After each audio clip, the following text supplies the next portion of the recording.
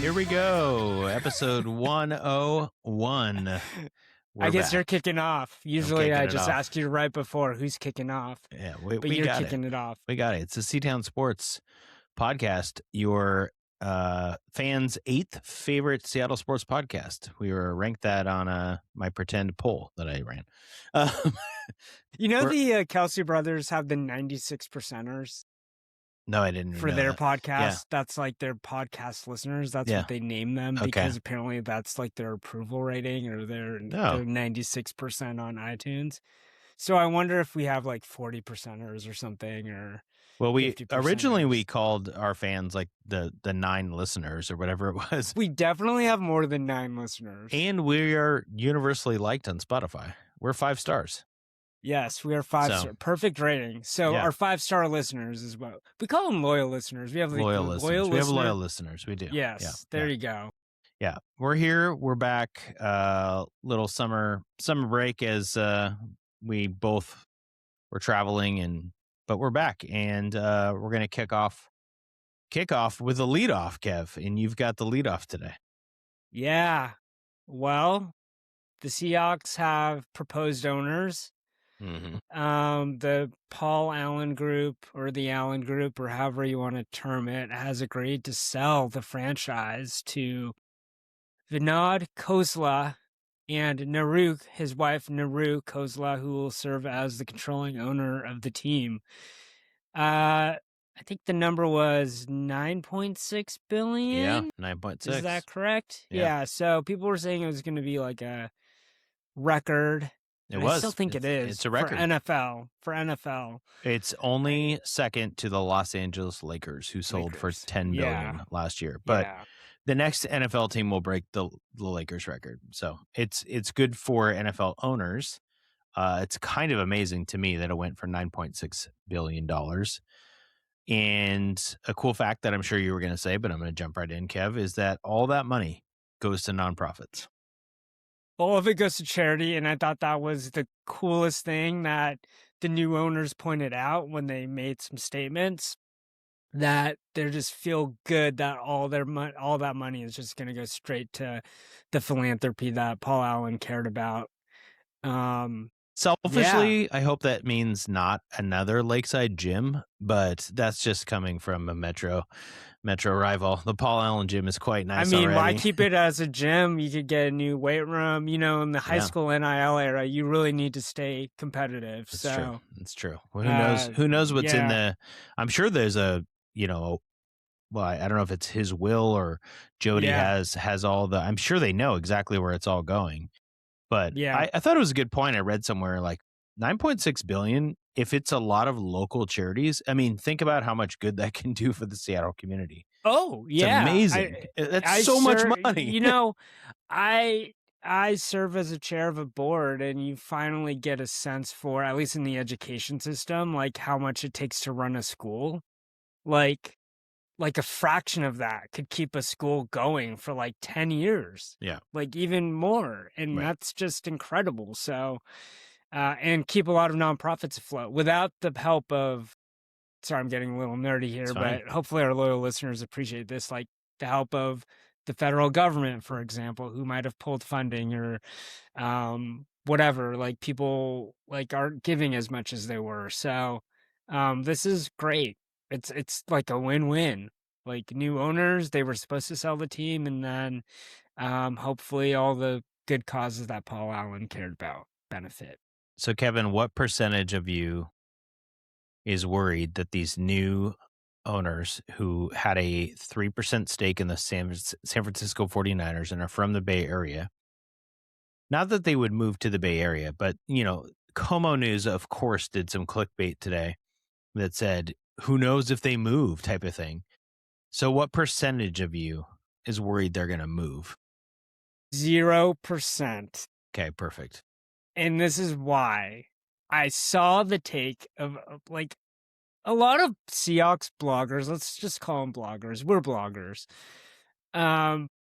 They had their internal list of ranking people, and they said a lot of people said these people were lower on their list because they have a controlling stake in the Niners with the implication that one, either they won't be good owners because, how would I put it? Like they're spies or something. Like they're coming in to either ruin the Seahawks. They're coming in to ruin the Seahawks, but two, like the 49ers are somewhat of a badly run organization, which is like, if that's the floor of being a badly run organization, I'm okay with it. Yeah, right? they're like not. The Seahawks have been the best run organization, arguably, in football. Right, to have consistent ownership, to have multiple Super Bowl appearances under different head coaches, like that's really hard to do. And part of the reason why is because you're in Seattle. So there's no part of me that thinks that, never say never, of course, but like this is probably like if you'd rank the most likely to move,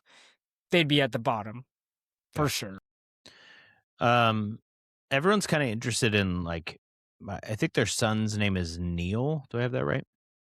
Yes. And that he might have there's some rumors that he'll have some say in it. Naru will be the controlling owner. She's run nonprofits. She has a great Wikipedia. I mean, if you just read about her, she's done great stuff. But Bill Simmons always talks about this on his podcast, more for the NBA, but like new owner syndrome. That you buy a team, you want to have your stamp on it in some capacity. What's crazy is like when Matt Ishbia bought the Suns, they, had been to the finals, but they hadn't really done anything. So he makes the big swing and trades for Kevin Durant, right? A lot of NBA owners kind of have this. Ballmer, right, is like, I'm building an arena separate from the Lakers. I'm not sharing a Staples Center, and he built an awesome arena. So that might be a good example. But they also traded for Kawhi Leonard and Paul George. And I know I'm going an NBA tangent here, but are you worried? Or maybe what do you think the new owner syndrome move will be for this family in buying the Seahawks? I think that they might suffer from not wanting to change things. And let me tell you, to a detriment. To a detriment. Okay, yeah. Like just assuming this whole thing is plug and play, right? Like just here's how it's worked. Here's how it's worked under who was in charge before. Why mess anything? Like, why mess up a good investment? Like, we're the stewards of this. John Schneider's the GM. He can't be questioned. Let's spend money the same way we've been spending money. But Kev, what would be wrong with that? They just won the Super Bowl. Exactly. But I guess my point is that at some point you need to adapt, right? I think predict anybody the owning adaptation. Predict it. What is their what adaptation going to be? What do they need to adapt to? Yeah. Ooh, like I'm just asking you to put your money where your mouth is a little bit. Like, I'm not. I don't know what they need to. I think like long term, and this is just like bigger thinking. I think the game of football has to change because of the concussion issue. Like I really think, and that's my long term thing is like in 20 years, like what side is our franchise going to be on? Now, do you want that because you are seeing this and like, as a human being, you worry about the dignity of people playing this game, right? Like I get that. Yeah. But there's nothing that would tell you that the American public wants it feels to be different. That way. Yeah. You know what I mean? Yeah. Like the ratings or the players themselves. Yeah. The ratings are all time high. Yeah. No participation in football is not going down despite what some people want it to be.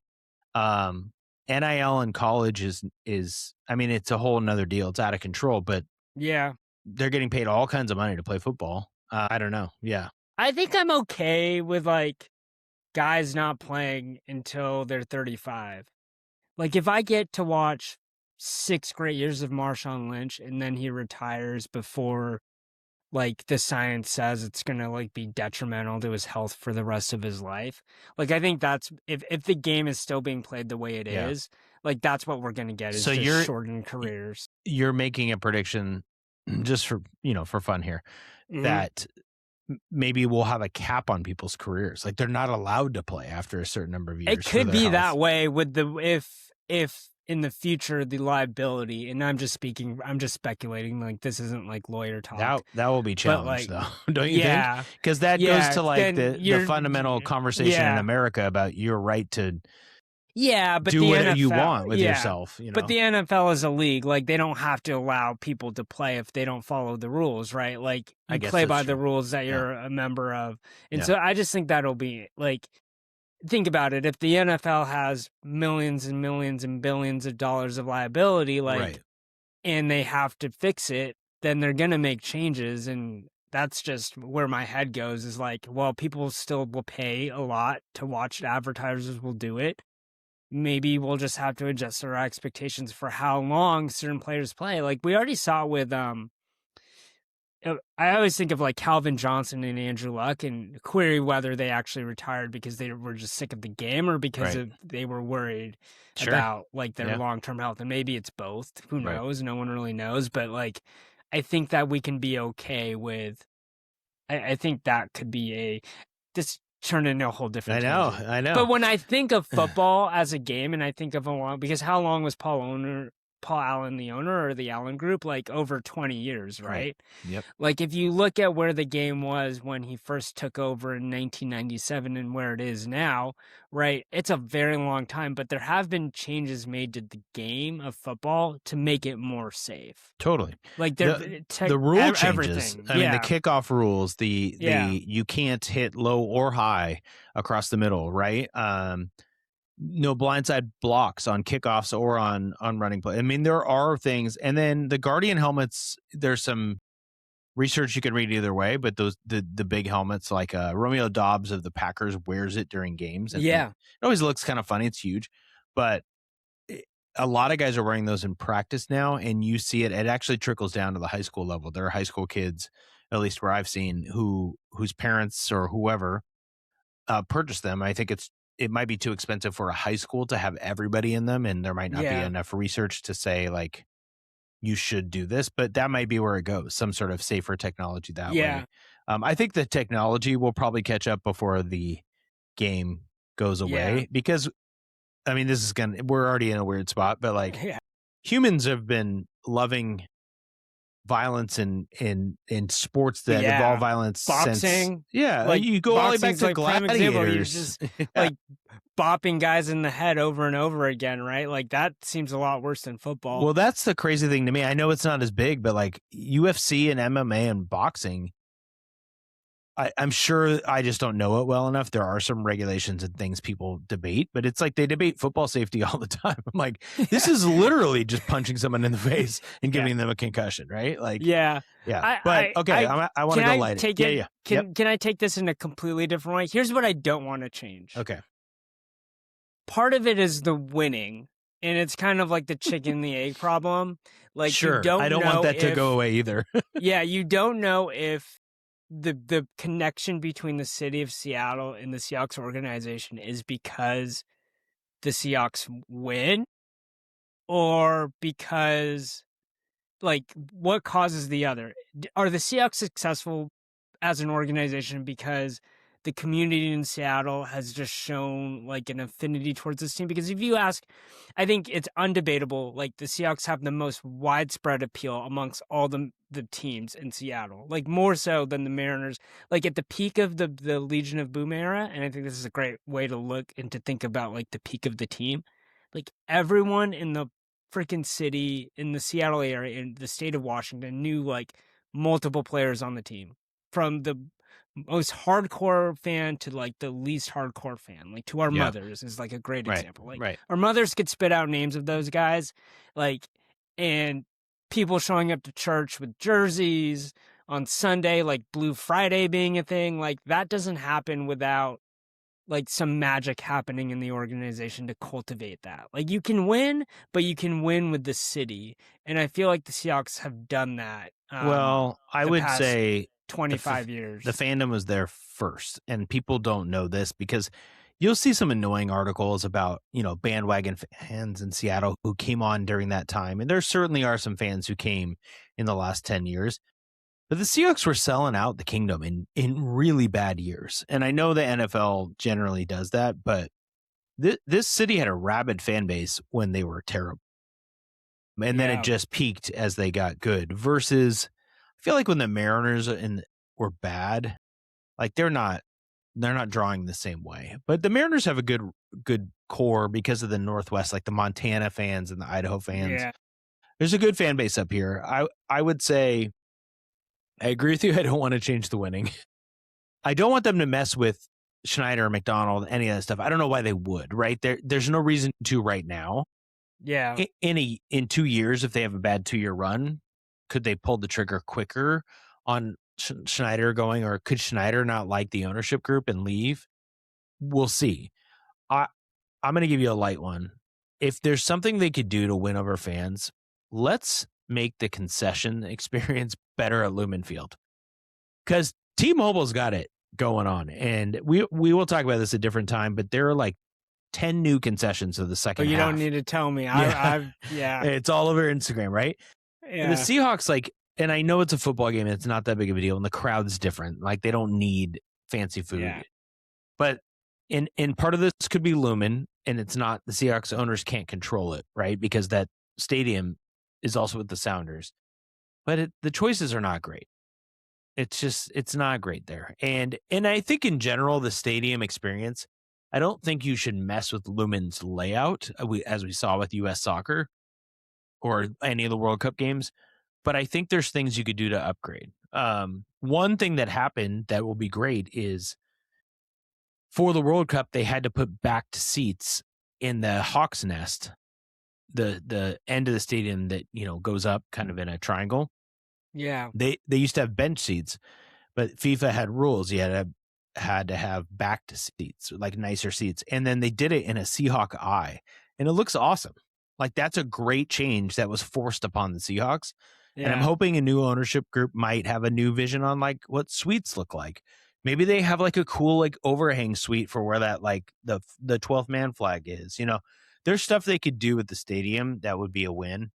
I want to see outside of the stadium too. Yes. Like, I think they can work with the city to make, I mean, part of it's just like the stadium district itself, but like, how can you work with the Mariners to like kind of like, it's looked the same for the past 25 years. I right? disagree. Like There's been some upgrade. There could be way more. Like there could it could be a bustling, and it's hard because it's literally a industrial district. Yeah. And there's some zoning things like that didn't get passed recently about putting housing down there that would have made it feel more alive. But there are some restaurants and bars that have popped up, but they need way more. Like, it could be, to your point, a really cool bar area. And they did it for the World Cup with Pioneer Square. Like, it was awesome. Yeah, but it's pushed away. It's will like that close. And will that continue? Yeah. I don't know, but we'll see what the new owners do. They certainly will make their mark in some way, and we'll be here to react to it. So you can look forward to that. All right, let's talk about some hot takes. Okay, so these are Mariner hot takes. It is All-Star break. The Mariners are 2 games under 500, I believe, or are they 1 game under 500? They're under 500, and they're in second place. They're 1.5 out of first in the AL West, and they are tied for the last wild card. We'll talk about that later, about where they are in the standings, but let's just do some hot takes. Okay, first one. I saw this on Twitter. Trade Randy Arozarena, and this came. He's in the last year of his contract. Let's put that on the table. Luis Castillo threw a 2-strike pitch, fly ball to the left field line. Did you see this highlight? Yes. And Randy just clearly did not hustle for this ball. That could have been caught. And he's got an injury, whatever, but then he said he's fine. Luis seemed to glare at him, was a great teammate afterwards, and said he was mad at himself, because he gave up a homer like 2 pitches later or something. This is when the Mariners lost 2 out of 3 to the Rays. And so people get frustrated with Randy's, he's pretty aloof sometimes. Let's not forget what he did. Let's not forget what he did prior to the season starting, like freaking out over this stupid thing. Like the curse of the handshake. That's what's happening to us this year. Yeah. Yeah. He literally put a curse on Cal Raleigh. So I love that people on Twitter just like overreact to crazy degrees. Yeah. But let's take this hot take, Kev. Should they trade Randy Arozarena? No, and here's why. The next day, it was 4-0, and he blew the game open with a 3-run homer. There's no way they should trade Randy Arozarena. Easily the best hitter on the team. The team is definitely in contention, and you don't trade your best hitter away at that. Like, there's just no way. Yeah, his trade value is very high right now, as high as it's going to get for a guy with a year left on his contract. But it's a great hot take, but they shouldn't do it. The only way certainly it depends on what you could get for him, right? Maybe you get a massive haul, but it would feel a lot better if Brendan Donovan wasn't having mysterious injuries that had no timetable. Because you could throw him in left with Raleigh, sorta. You got Canzone and DH already, so they are theoretically they're going to have too many players to fill too many spots.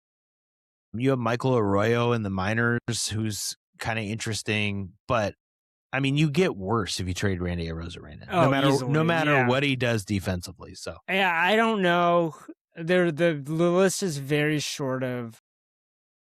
I don't think there's anyone on the market that you count as an upgrade over Arozarena, right? Like, you're downgrading. No, you would downgrade there, but could you upgrade somewhere else, like a reliever / a right-handed bat? Yeah, but I'm like, you're getting rid of your best right-handed bat, so it doesn't make any sense. Yeah. They're not going to trade Randy Arozarena.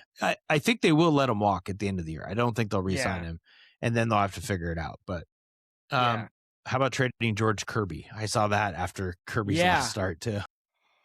I don't think that's as hot as the Arozarena take. I'd go medium on this one. Okay. Yeah. I don't think that Kirby. I think there's been a separate. I think the tier. Remember, you ranked the pitchers in terms of like. We disagreed on one of them. Yeah, I think was it Kirby? I put the one I want to keep number one is Wu. Yeah, and then Gilbert. I actually think I was Miller than Kirby. Yeah, and you were higher on Kirby, I think. Yeah, I think those three have actually separated themselves from Kirby. Is Kirby still a good pitcher? Yeah, he's a good pitcher. If you're okay with having Castillo for 2 more years, and if the return on Kirby means like a really, really good prospect and a major league bat, I think you probably have to listen to. I mean, the rumor this week is the Mariners want a reliever and a right-handed bat. Awesome. We all know this. And they're willing to trade one of their pitchers. Yeah. But it said they want to trade Luis Castillo. Well, of course they do. It's a $27 million contract. Yeah, and he has a 6 ERA or whatever, right? Yeah, and he's been... But I actually think Castillo's been serviceable enough, and Kirby has been so just kind of average. Not better. I mean, definitely better than Castillo. I'd rather have Kirby. Let's be clear. Yeah. And I'd rather have him his age and moving forward. But again, the return really means something to me. And Kirby's under control for like 3 more years. I mean, you could get a pretty massive haul for George Kirby. Yeah. But they don't need like prospects. That's the thing, right? Yeah. Because like we have Cole Young, we have Cole Emerson, we've got Laz Montez in AAA, Michael Arroyo, we've got Kate Anderson, Ryan Sloan. Celestine is even lower than that. They just had a draft. We'll talk about that later. So by implication, are you saying like they should just go the traditional route of like, if you need those 2 pieces, dip into the farm? Why trade? Why? No, I'm saying go ahead and trade Kirby if you get major leaguers ready to go. Prospects. Yes. Yeah. If you can upgrade, God love them, Cole Young and Cole Emerson, who have been really consistent, or if you get a short or third baseman, you can get a second baseman, and Cole Young can go to the bench for now. And it's even if it's a rental thing, who's really good. I don't know what this trade would be, obviously, right?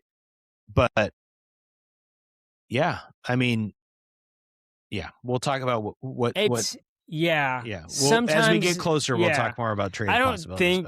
I just don't think Jared Dipoto can help himself, but like this might be a thing where it's like sometimes just holding is the right thing. I know. I think, I hate to say that, but like they're in such a good position. It's like wouldn't you rather just risk it by sticking with the dudes you have right now? And people are going to yell at me if this gets clipped. I know. If the AI gods clip this, I'm just going to get murdered by Mariners Twitter. Well, let's talk about Jerry Dipoto. So this always comes up. Like, he's terrible. Fire him. Fire Dipoto. They don't even know what job he has anymore because he's not the GM, although he is pulling the trigger, I think, on a lot of stuff. But they're like, Refsnyder, sucks. The Donovan trade was terrible. I'm just such a process over results, right? The Donovan trade was a smart trade. He's hurt. Like, that sucks, right? This guy traded for Castillo, who had great years. He traded for Randy Arozarena. Under his era, they've got Julio and Cal, and I know they're having terrible years. He traded for Naylor. We were all like, this is amazing. All these pitchers came up. He's built a roster that can go to the World Series still, which is insane because they're so mediocre. But I think it's a ridiculous hot take to fire Jerry Dipoto. And I know that I'm like the Dipoto defender apparently, but I just don't see, like, you could go on, we've talked about this before, you can go on any team's message boards or Reddits and they're going to want to fire somebody. If Rob Refsnyder is your biggest problem, your bench bat, then fine. Yeah. Also, time travel back to 2008 and see what these dips of GMs did from 2003 or 2004 all the way till Dipoto took over. Like, yeah, can we talk about Justin Smoke and Dustin Ackley and Nick Franklin and all these guys who were supposed to be the dudes who didn't work out? And the field trades where you trade away Adam Jones and you trade away Jason Varitek going back. You trade away all these like young talent. David Ortiz. Yeah. They built this thing up to a point that it is sustainable. Even if they just have a bad year this year, it doesn't work out. Something doesn't click. They still are in a position where they could be good next year because they got all these guys under contract, which leads me to something we've talked about before. Should they fire Dan Wilson? That's a hot take that is real nuclear hot on Twitter. Yeah. I think it's becoming less of a hot take because it's just becoming more mainstream now that it's just such an easy scapegoat, honestly. And like, from the GM's, from Dipoto's perspective, it's like, well, I really got nothing to lose. Like, if everyone's still blaming him, I might as well just replace him. Like, this is exactly what they did with Service, right? Like, just replace him, right? I'm always under the impression that, like, I think you agree with me, like, the players are definitely more important than the manager. The manager has an impact, right? And we had a conversation about that a couple weeks ago, but yeah, I mean, they're underperforming. I've come to it. Like, I'm okay with, like, if they just replaced him with. Yeah. Well, at this like, point, I'm not like this point, they're just Dan like Wilson. Ryan Roland Smith would become the next manager. And I mean, I don't know what their process is. So it's like JJ Redick. If you announce and you're smart enough and you're likable, boom. I mean, there you go. All right. Last one. I think. Sorry, Ryan Roland Smith. Like, no, he might be fine. Yeah. I don't know. He's never managed. Same thing at Dan Wilson. He never managed. Like, it's ridiculous. Probably his son's Little Leagues teams, though, right? Maybe. Does that count? True. That's true. Yeah. You saw something along these lines. Julio Rodriguez is not a superstar? Not elite. Not elite. Yeah. Okay, yeah. fair. And it's on the same trope of, like, he heats up in September. It was along the lines of, like, he sucks for a long time, then he gets good. And I think you just need to look year after year at his cumulative numbers, right? And know that he's gotten better. And his floor in his career so far is better than everybody on this team except for maybe Cal Raleigh. But, like, he hasn't had, like, a Cal Raleigh stretch where he can't hit above 200, right? Like, and Julio impacts the game, not just with his bat, but he's also on the field, right? I don't know if he's a leader. That's something that I don't know. Like, I think the team needs a leader, and maybe that's the issue. But I don't think it's because he can't perform at all. Kevin, Julio's not elite. Sorry. He's not elite. He's I don't think when you think of Major League Baseball players, if you're not a Mariners fan, that you put Julio in that category. He's not. He's had nice years. Julio's never had a Mike Trout stretch, right? He's never had a Shohei stretch. He's never had a stretch like Freddie Freeman. I'm just thinking of like Mookie Betts. I'm thinking of dudes who are Juan Soto, Bryce Harper. Is Julio really in that category? No, he's not. Like, he's never had a season, to me, that looks like that. Like a 40 home run, 120 RBI season. Like a Cal Raleigh season last year. Like Cal Raleigh's kind of last year, example. You'd put him elite, and then he's absolutely awful this year, right? So, I just think he's a 3-time All-Star. Out of 5 seasons. 4 straight 2020s, right? He's done 30-30 twice. That's pretty awesome. I think it's fair to say he has elite upside, but he's never actually reached elite status. I just don't. So who's in your bucket of elite? Like Aaron Judge, Ohtani, Soto. Soto. I mean, just hitters. Take pitchers out of it, right? Yeah. Yordan Alvarez. Like, the only year he's had is when he was hurt, is when he's bad. I'm trying to look at 2024 WAR leaders and see.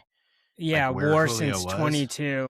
If I go to 2024 and I look at WAR, we're looking at Judge, Witt, Ohtani, Gunnar Henderson, Jarren Duran, Soto, Chapman, Lindor, Jose Ramirez, I think, is elite. Vlad Guerrero, I would have said before this year, he's having a bad year. Yordan is elite. But, this is 2024, and I'm looking for Julio's name, and he's nowhere to be 40th in WAR in 2024, right? 2025, so we'll go to last year. Julio, when you look at him for WAR, and I know WAR's flawed, but we're just going to use it for right now for this purpose. Julio's not in the top 45 in WAR in 2025. 2023, go back again. Julio, not in the top. He's 21st, right? So do you think the 21st best WAR for 1 year out of the last 4 is elite? That's not elite. Like, you got to be consistently top 10 in WRC plus or top WAR. 5. Yeah. So, to me, he's not elite, and I love him, and I think he's awesome, and he's not elite. Yeah, and maybe in my head, this is where my disconnect is. Yeah, I want him to be. Or I just have a higher threshold of what I think is elite. Like, do I think he's one of the best center fielders in baseball? Yeah. Right? To me, I'd say if he's one of the best center fielders in baseball, that to me is elite. Center field's real bad right now in Major League Baseball. That's part of the problem. Yeah. But I don't know. Do you think Pete Crow Armstrong is elite? No. But he's better than Julio. Yeah. He's better than Julio. He's comparable, yeah. So, yeah. I think that's where you gotta think. Is Riley Green elite? No, he's had a better year than Julio recently. Yeah. So, Byron Buxton? Yeah. He's had better years than Julio. I don't think people think he's elite. Who do you think the best player on the Mariners is right now? Not performance-wise, but if you were this is the most untouchable player on a team that was a couple innings away from the World Series, who do you think is the best player on the team? Well, best and untouchable, I think, are related but different. Who would I least likely to trade would be Julio. Yeah.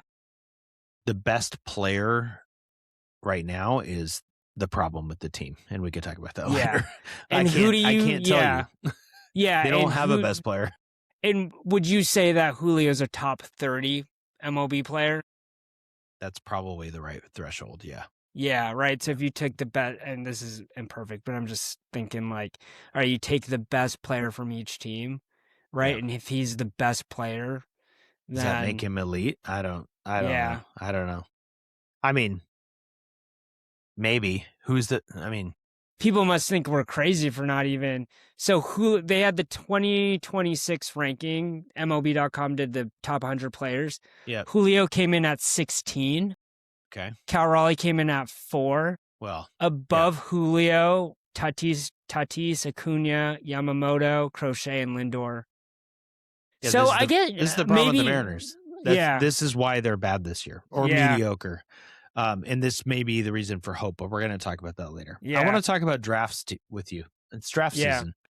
Maybe people don't know that because they really care about the NFL draft and they're not paying attention. There's been 2 significant drafts happening since we last talked, I believe. So one is the Seattle Kraken, Kev. Seattle Kraken, there was a lot of rumor they were going to trade their 7th overall pick, maybe for a big name. Didn't happen.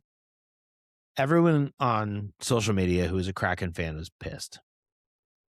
They're like, this team sucks, blah, blah, blah, blah.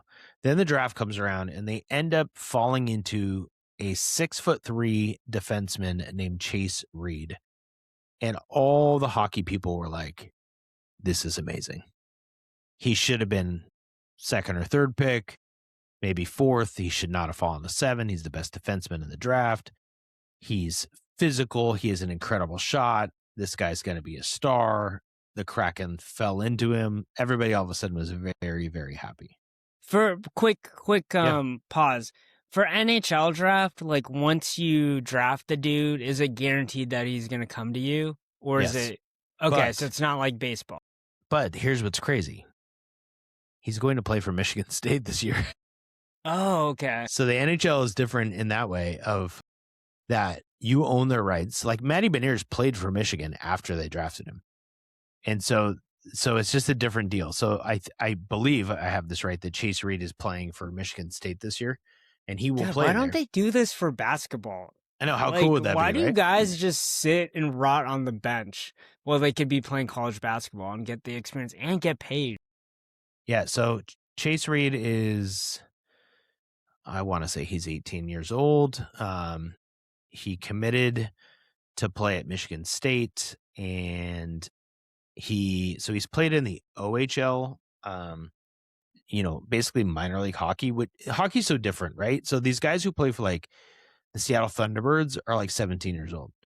And there's some leagues where you like forfeit your college eligibility if you play for those leagues. Others you don't. I think now everybody can go play college. So the Thunderbirds guys can go play college. So they get drafted and then they go play college, and that's kind of their development in a lot of ways. And then I'm guessing he'll play 1 year in college, and then he'll come play for like Coachella Valley. And then, I don't know, we might be able to see him in 2 years on the Kraken, which is kind of more comparable to baseball where you don't see somebody for a while, which is kind of a bummer. But it's pretty exciting. Like people thought he'd be a top 3 player. He's considered like an elite 2-way player, really good offensively as a defenseman, kind of dude that like changes your franchise theoretically. So that was the first exciting one. There was another draft, Kev. Did you know this? Did you pay attention at all? I saw that the Mariners made some picks. Good job. Yes. The MLB draft went on. The Mariners, because they were good, did not have a Kate Anderson number 3 pick anymore. They had the 24th pick, I believe, and they took Ace Reese, a third baseman from, I think he's at Mississippi State. Yeah. Here are the things I want to share about Ace Reese to you, okay? I watched the YouTube clip of when he got drafted. I was not watching live. And it said on the graphic, comparable to Matt Carpenter. I would love that. He was a really good player for the Cardinals for years. Then Jim Callis, who does all this, like he's Baseball America, I think, or maybe he's on ESPN now. And he knows the draft really well. He said, I can't wait to watch this guy be in the 2029 home run derby. Like that's the kind of power he has, apparently. They say he might have the most power of any player in the draft. I think that's pretty exciting. I'm excited about a guy that they picked in the 18th round. Okay, tell me more. Go. Okay, this guy's name is Dominic Santarelli. He's a lefty. He's graduating high school. He's signed with LSU. He's 6'2", 230. He committed to LSU. And I was watching this clip of him taking batting practice at the MLB Combine, and he just was killing balls, like 114 miles per hour off the bat. The post that I'm reading is from the College Baseball Show. It says, violent, thunderous bat speed. And wow, Kev. really muscular dude. Yeah, I really want him to I really want the Mariners to convince him not to go to LSU and play for the Mariners. Kev, I have bad news for you. He's going to LSU. It was announced tonight. Is that what it said? Oh, no. I just let you go off. I wanted you to do your whole thing. He's going to LSU. He's not coming. God, 18th round. That was the gamble. Yeah. Oh, well. So, interestingly, the Mariners, if you've been paying attention, Cole Emerson, right? High school dude. They've taken a lot of high school guys. Their first 17 picks, all college dudes this year.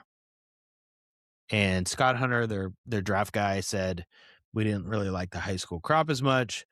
So they added a couple interesting picks according to baseball experts. Gavin Geese was actually.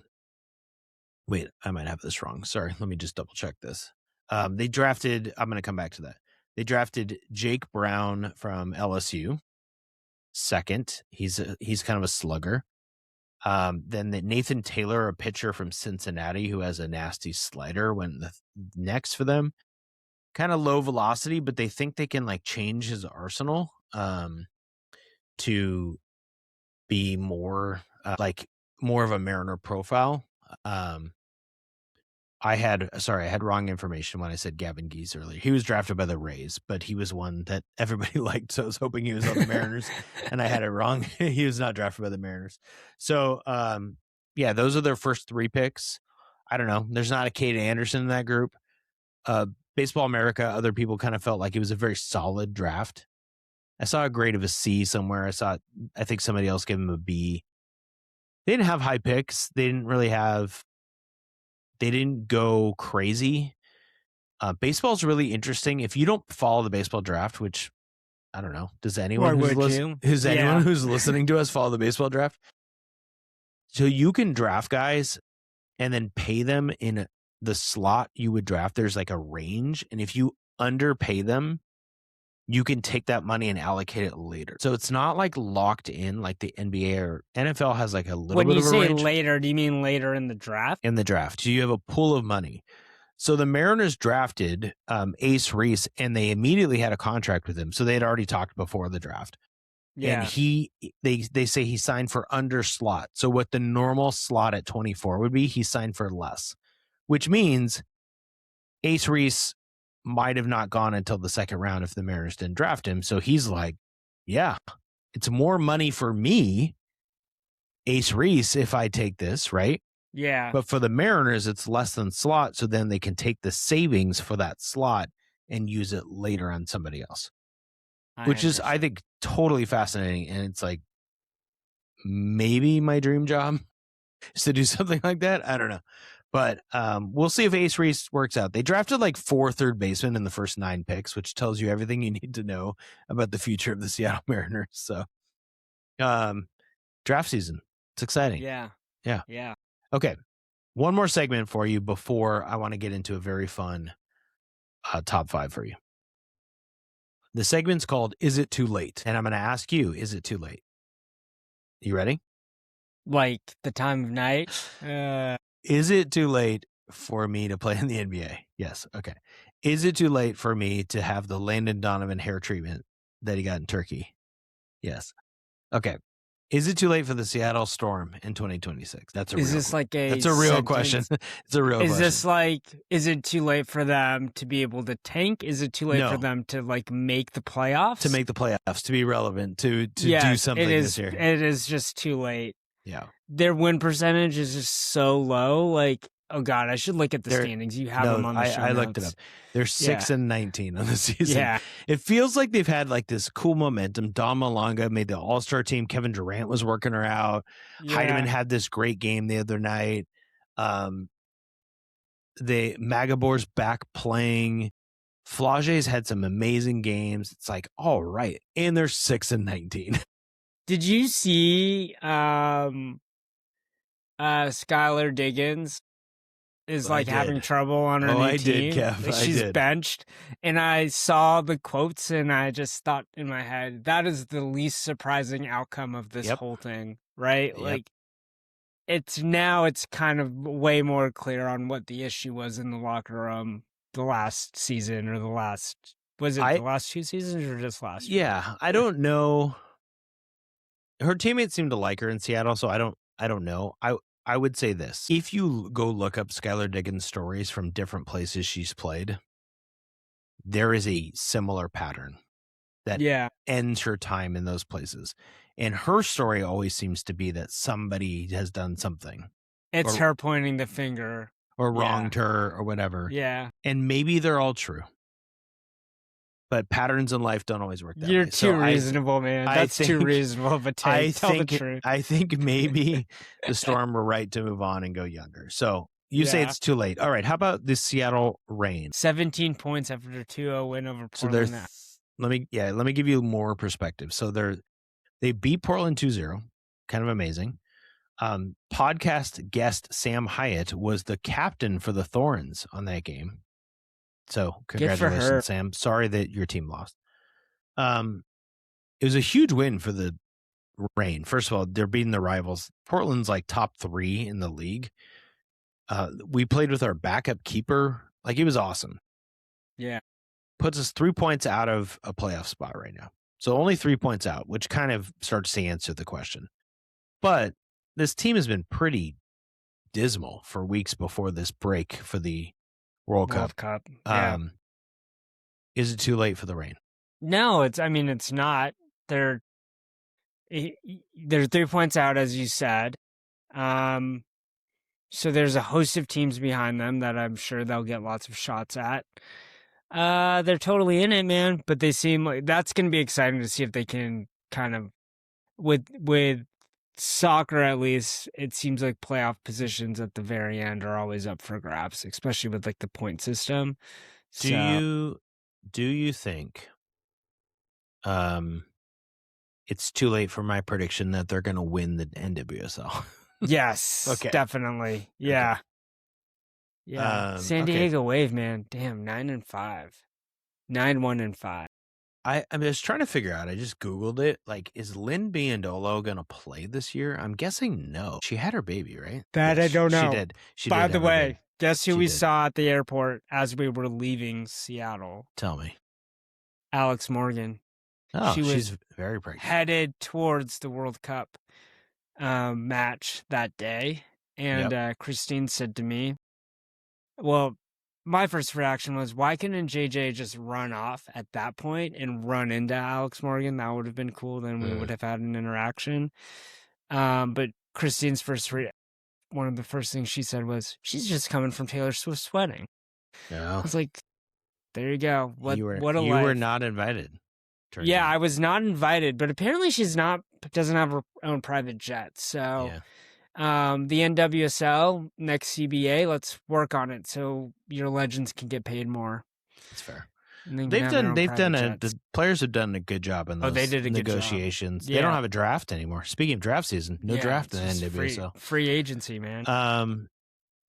Okay, is it too late for the Seattle Mariners? Let's go back full circle here. The Mariners are 1.5 out of first place, tied for a wild card. Yeah. But they're really seems like they up and down. Go on a hot streak and then they just lose games. Yeah. Like the road trip was just dismal. I was so happy. Hold on. I was so happy to be in Alabama. So I was in Alabama for the week doing some service with some students and taking them to sites. And it was great. It was exhausting. And honestly, like, I couldn't watch the Mariners really because the time didn't work out for me to be able to do it. And I was so happy because I would have been such a jerk to my family if I'd watched those games. As my emotions go with the Mariners, I just would have been terrible to them. Yeah. Because it was bad baseball. Yeah, it was bad baseball. But can I share a story with you? Please. I went to the Blue Jays game last Sunday. Yeah. We won. Mariners won. It was a good game. That they had a good homestand. Didn't they go 5-1 or 4-2 in the homestand? It was the first game where I took both of my sons. The entire family went. Yeah. My mom came. Caroline went. We were in the Terrace Club. Oh, fancy lawyer money. Got it. It was the least.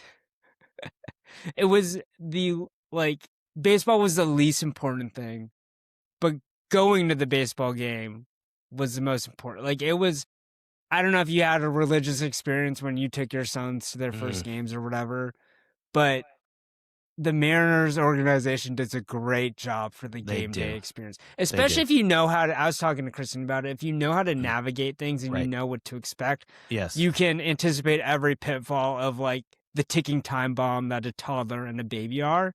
But it was just great. Like, we had a Seattle dog before the game. It was sunny. We got into the game early. They have like all the, like, as you said, the concessions are there. Like, there's enough concessions to go around for every single fan. Sure is. The only thing that I did not like was... Wait, let me guess. It was Sunday. Let me guess.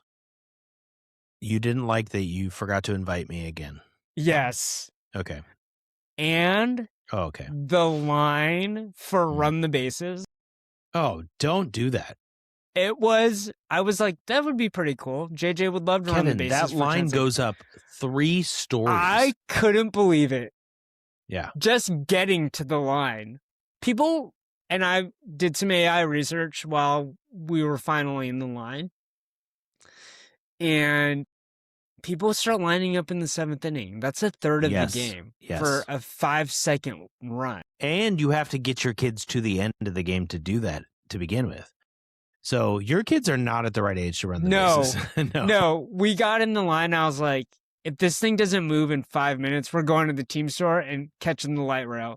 The only positive is we wasted time to not hit the light rail rush at the end. Sure. But man, that otherwise it was a magical afternoon until we hit the, like, I was like, man, this is my pro tip for people with kids. It just keeps on going. It just keeps on going. Is you don't run the bases after the Sunday game. That line is insane. And people line up so early.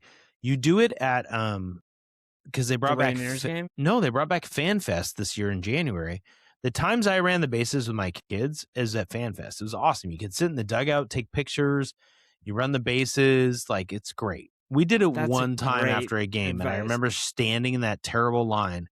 And I'm also like a huge Mariners fan, and just not being able to watch the last 3 innings. What are we doing here? What was the point? Yeah. The only thing I do with my kids now, Felix will still do this. He doesn't play baseball anymore. He's 13 years old. He's very much wants to tell me every day he's a basketball player, not a baseball player. But he'll go to the wiffle ball batting cages during a game just to rip liners. And he loves doing that. And now they have the TV pretty well synced up, and they've got the bar out there, and it's not a bad place to be. You got a beautiful view of Seattle. I mean, if you're not going to be in the stadium watching, but I think almost every time I've told him, like, all right, kid, get out of the cage. We're going back to watch the game. So I have a short. You don't go and take cuts? It's for kids. They don't let you. There is one in the pen. I don't know if it's still there. That is like digital. That's like, it mimics, like, you just swing without anything in your hand. Yeah. But like, it's like Wii Sports, right? You like pretend to swing. Yeah. And that one you could do as an adult, but it's like so mistimed. It's so dumb. He liked that one for a good year, and that one sucked too, because now you're by the pen, which is just a absolute sausage fest of dudes just buying vodka lemonades or whatever, high noons. Not my favorite crowd, and that's the part. And you still don't watch the game, so I didn't love that either. That's hilarious. So the original question, Kev, was: is it too late for the Mariners? Yeah, not at all. They've been in all sorts of positions and made the playoffs the past 3 years. So they've made the playoffs. They made it in 2022 or 2023.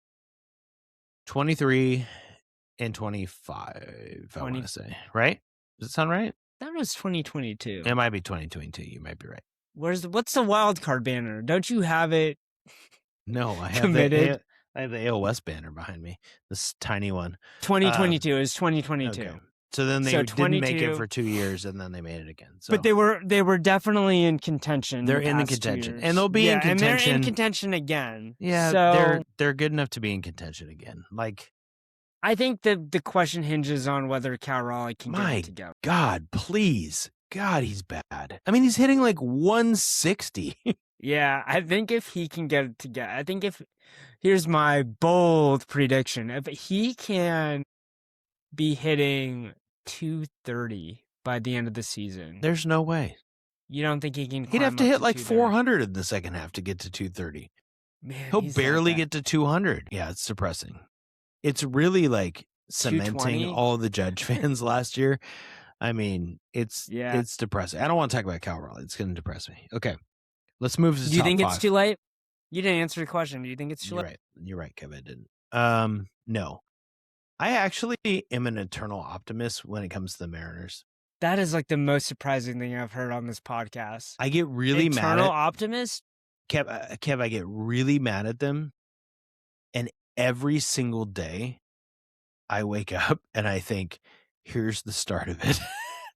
Like any year, I do that. Yeah. I except for the years they've lost like 100 games. It's clear they're bad and they're rebuilding. I'm just like... For a minute, I didn't know if you were describing parenting or if you were describing the Mariners. No. And then this year's team, that's the thing. It's frustrating. So I'm like, okay, this homestand, they'll do it, right? And they come home and they played the Angels and the Blue Jays, and what, they win 5 out of 6. And you're like, here we go. And then they go on the road and lose 5 out of 6. And they were hitting when they were home. Yeah. They were hitting bombs. They look great. Logan and Wu had awesome starts. Like Miller was amazing. They're really bad on the road this year. And so maybe that's just it. Yeah. Here's the thing that's funny about baseball. The season is so long. And I kind of want to time travel to the 116 win season to just see like what it would feel like to be a fan. Like they literally just always win. But here's the problem with that. Like you don't go through this like up and down. Like imagine just like permanently winning and like every game's like the same. Whereas this year it's like, it's a roller coaster. And then cold and then hot. And like literally if they're just hot at the right time, they can win it all. And I think there's still that possibility of happening. That is fair. And like who cares if they just barely get in? Like and then they win it all, right? Like if they rip off, have an amazing second half, but then lose in the second round of the playoffs, like so that's just something to think about as you get frustrated. Here's like, why just get in. Get in. Here's why it's not too late. Who knows if they trade? Let's say they don't trade anybody. Okay. You bring Matt Brash back. They've already talked about making a super pen down the stretch with Kate Anderson and Ryan Sloan in the pen. Donovan, let's say, somehow comes back. Even if he doesn't, let's just pretend Naylor, Julio, and Cal hit something similar to what they're capable of doing. All of a sudden, the team's really, really good. So the season's very long. Yeah, there's no way that they're out of it. So that's fine. There's 2.5 months left. Thank God we don't have games this week, though, so I can just be happy and live my life. Okay, we're gonna do top 5. Here's our producer Justin, which is what we call him now, has given a suggestion that I think is good for a top 5. And his suggestion is we need to stop messing around with both of us trying to do something. One of us goes to the other with top 5. I like it. Okay, so this week, because I didn't tell you this beforehand. I was like, you're not bothering me for not coming up with it. I've got trivia for you. And then next week you will have something for me. Yeah. Okay. That's how we're going to do top 5. Okay. Ready? I'm ready. Okay, great.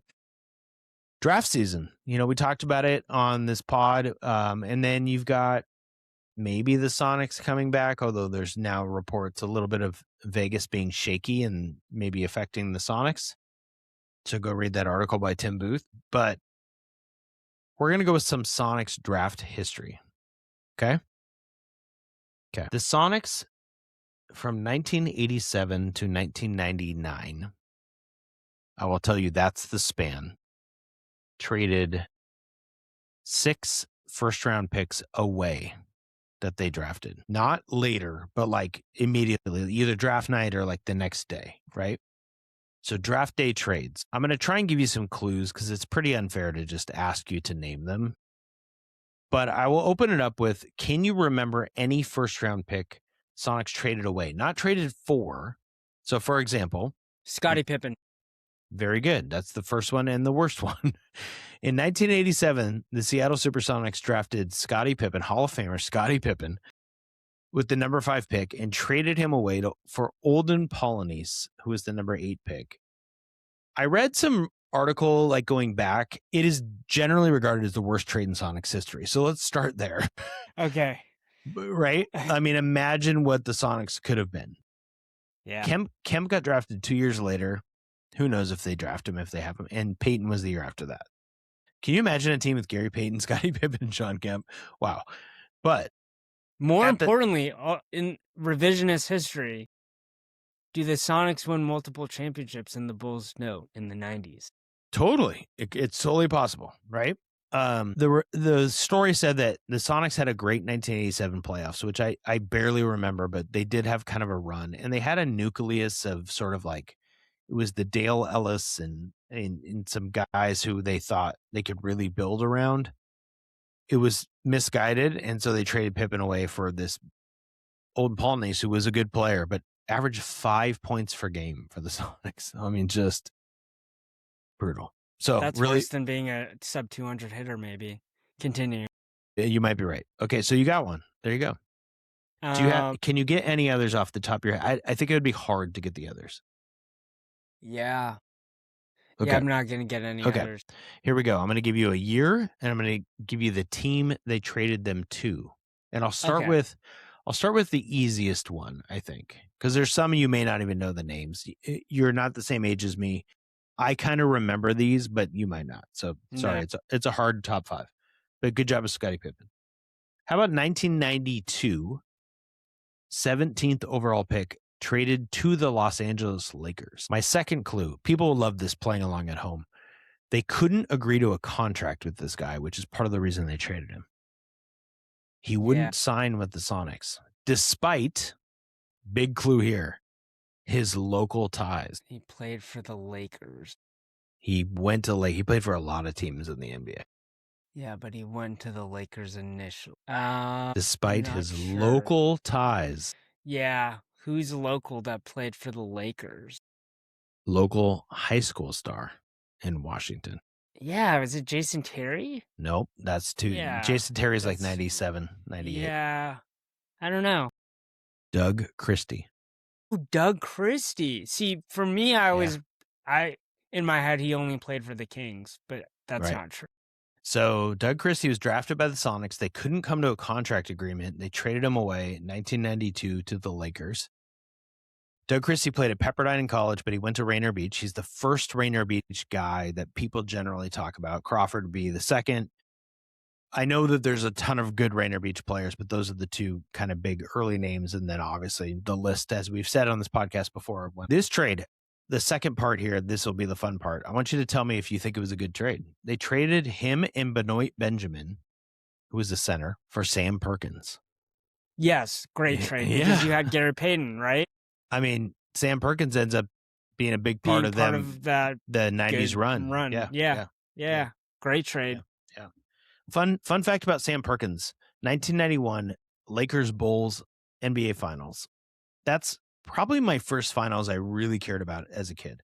I watched the 90 and 89, 88, the Bad Boy Pistons, but I really liked Michael Jordan, and it was Magic Johnson. Game 1, Sam Perkins hits a 3 at the top of the key to win the game. Lakers go up 1-0 in the series. If you've seen The Last Dance, you know this, but the Bulls then won 4 in a row. first championship. Okay. I'm going to give you the next easiest one, although it's going to be probably hard for you. 1999 Sonic first-round draft pick traded to the Orlando Magic. Is it T-Mac? No, that would be amazing. That'd be a bad trade. Oh, no. T-Mac went to the Raptors. It's not Shaq. No, it's not Shaq. We did not draft Shaq. Yeah. He went to Duke. Ooh. Grant Hill? Nope, that Hill would have been like 93. It's Corey Maggette. Do you remember that name?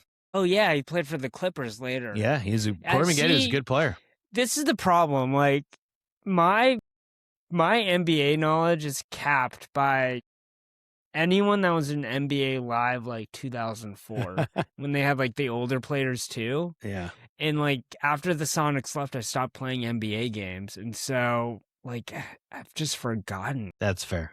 I knew this would be hard, but I thought it would be interesting for listeners, so that's why I'm doing it. So yeah, Corey Maggette, along with Billy Owens, Don McLean, who was the all-time leading scorer in UCLA history, by the way.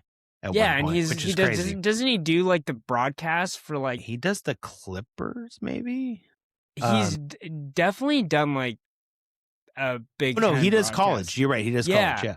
So Billy Owens, Don McLean, Corey Maggette, who was first round pick, and Dale Ellis at the end of his Sonics time to Orlando for Horace Grant, who again was on those 91 Bulls, right? But he had been on the Magic.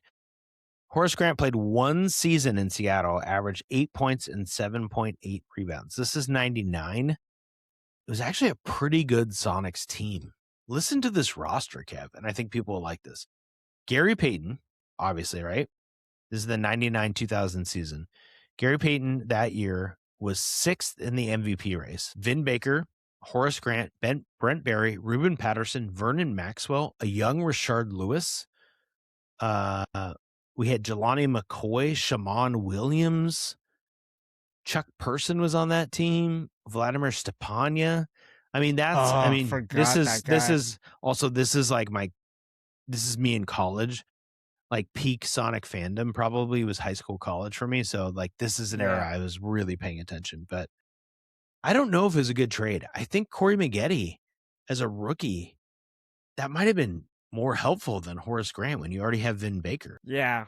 You know what's also cool about Corey Maggette? Tell me. He's featured in several early 2000s rap songs. Yeah. I pulled this up. Lil Wayne, Ride with the Mac. And Baby I Can Shoot Like Robert Rory or Corey Maggette, Ready for the Impossible. NLE Choppa on his track Shot of Flow 4. If you want to do it, tell him I'm ready. Knock out his brains. It look like spaghetti. Shoot at the ops like Corey Maggette.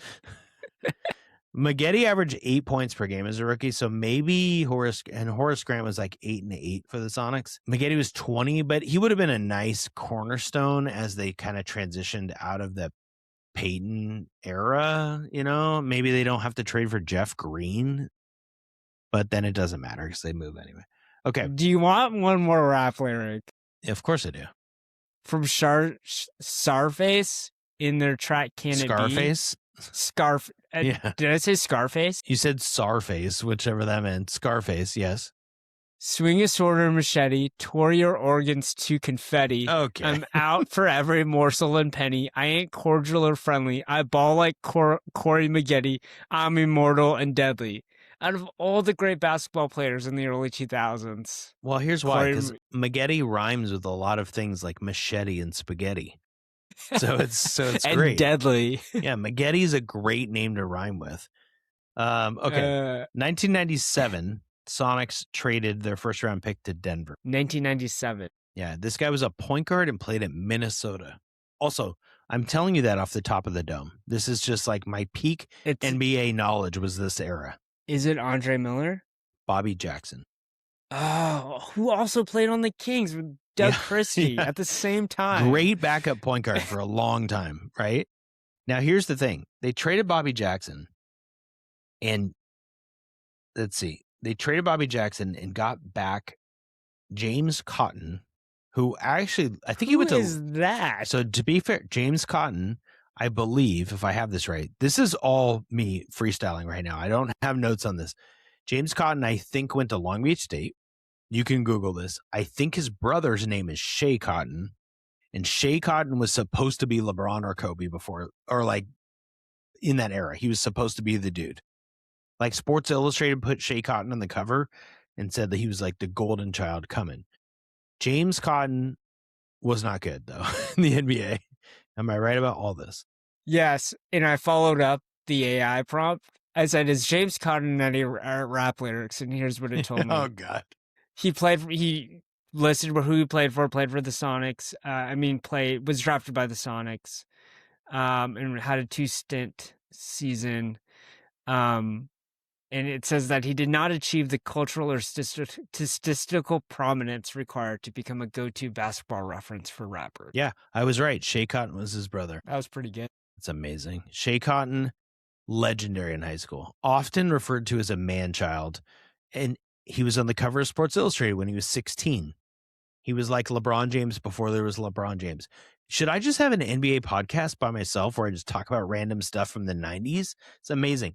Here's the fun fact that everyone needs to know about this trade. The Sonics received a second-round pick in this trade. They drafted Richard Lewis with that second round. Amazing. So clearly, this is a win. Trade's amazing. Who was drafting for them at the time? Richard Lewis is a great find. Was this Bob Whitsitt era? Maybe? Yeah. Richard Lewis crying in the green room because he was invited and didn't get picked till the second round. Okay. You haven't gotten any, so you can pick 90, 94 or an 88. 94, man. Okay, this guy was traded to Golden State. He's the least known player out of everyone on this list. Yeah, Baron Davis is a little later. He was also traded with Ricky Pierce. Yeah, dude, I'm not gonna get it. For Sharunas Marciulionis and Byron Houston, which I would say Marciulionis, the dad of the St. Mary's point guard. Mm-hmm. Yeah. Is Augustus his name? I don't think it's that. The player's name is Carlos Rogers. Yeah, there's no way. How many points in the NBA did Carlos Rogers score? These are like the names you were saying. Yeah. By the way, his name is Augustus. The names that you're saying are like, you know, like there's sometimes a kid and then like, oh yeah, their dad played in the NBA. Yeah. And then you learn who the dad is and you're like, I don't know who that is. Yeah. Like these are the dudes. Okay, right? but we need to apologize to Carlos Rogers for a second. Are you ready for this? Yeah. He played 8 years in the league. He averaged 7.4 points per game over his 8-year career. 4.3 rebounds. That is a legit career. He played from age 23 to 30, played a number of teams. Nobody seemed to want to hold on to him. Power forward center, but averaged 19 minutes a game over his career, shot 55% from the field. Yeah. Was a terrible free throw shooter. My God, 56%. That might be part of the problem, but dude, he also played at Tennessee State, so it wasn't like he was coming from a blue blood. Right, so that's pretty impressive. Yeah, it's awesome. I mean, if you're 6'11", though, come on. If you're 6'11", you're gonna come on. Yeah. Don't do that. Don't do that. Sharunas played for the Sonics, and I absolutely loved it. I didn't even realize it was only 1 year. He averaged 9 points a game. It was the third to last year of his career. He was 30 years old. I loved watching him play basketball on that team. I think that was a great trade, even though Ricky Pierce was a big part of what they did. It probably wasn't the best trade for the Sonics, but, there you go. Man, we're probably the only podcast this week to mention these players. Carlos Rogers, crazy. You might be right. Can I do one thing before we go? The 94 draft, I just want to see, who could we have drafted with the 11th pick? 2 picks later, Jalen Rose. Might have been nice. Aaron McKee at number 17. Yeah, Aaron McKee was good. Monty Williams at 24. Even Dickie Simpkins at 21. He was Wesley Person at 22. Well, Jim McIlvaine eventually found his way to the Sonics. Jim McIlvaine, second number round 32. Pick. Yeah. Yeah, he sure did. That's the reason the Sonics broke up and eventually left. So cool. Because he signed a huge contract and Sean Kemp got jealous and they traded him for Vin Baker. It was the original sin. The original sin. Oh, man. This podcast has gone dark today. Yeah. Oh, man. What a conversation. Yeah. I hope people enjoyed the NBA trivia. I enjoyed it. I'm here to talk about NBA trivia anytime. I think we should have a top 5 where you just name 5 players from the 90s and I can see if I can name their college. I mean, this is I don't know if you've played the game yet. Dog Dynasty, where you draft your best. Yeah. I mean, it's just it's more evidence that guys like us just have a good time. It's just reminiscing on names we haven't heard in absolutely. And days. You know what? Yeah. So that's great. Episode 1 listen to Seattle Sports Podcast. This is what happens when we don't talk to each It's other true. for 2 weeks. It's There's true. too much to talk about. We'll be back next All right. week. Thanks for listening, and we'll see you guys next week.